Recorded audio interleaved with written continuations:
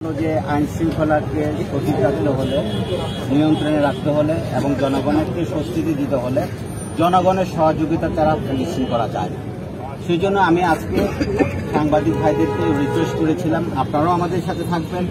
আমি আইনজীবী সমিতি থেকে রিকোয়েস্ট করেছিলাম, প্রসিকিউটর টিমকে রিকোয়েস্ট করেছিলাম, প্রসিকিউটর টিম পুরোটাই আমার সাথে আছে, আইনজীবীরা আছেন, সবাই আছেন, আমরা পুলিশ সহ। এইখানে রেল লাইনের একটি পাশে খালি আছে, রেল লাইন যে জায়গাটু সেখানে প্রচন্ড যানজট হয়।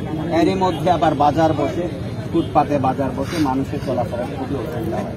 আমরা তো রাতারাতি রাস্তাটা ঠিক করতে পারবো না, আমরা যেটি পারবো যে রাস্তার মধ্যে যে বাজারটি বসে সেটি যদি সরাই দিতে পারি কিছুটা হলো সুস্থ গেল।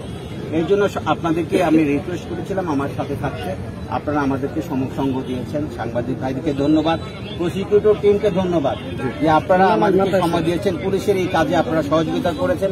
এই সহযোগিতার মাধ্যমে মানুষ জানলো আমরা সকলে একসাথে আছি এবং মানুষকে স্বস্তি দেওয়ার জন্য আছি, মানুষকে ভালো রাখার জন্য আছি। আর এর মাধ্যমে আমি যারা এখানে বাজার বসায়, ফুটপাতে বাজার বসায়, এইভাবে মানুষকে স্বস্তি দিচ্ছে, তাদেরকে আমি রিকোয়েস্ট করবো প্লিজ এই কাজটি করবেন না। আপনার যদি ফুটপাত ব্যবহার করতে হয়, আপনার যদি বাজার বসাইতে হয়, একটু দূরে গিয়ে যেখানে মানুষের অসুবিধা হয় না সেখানে আপনি ব্যবসা করেন।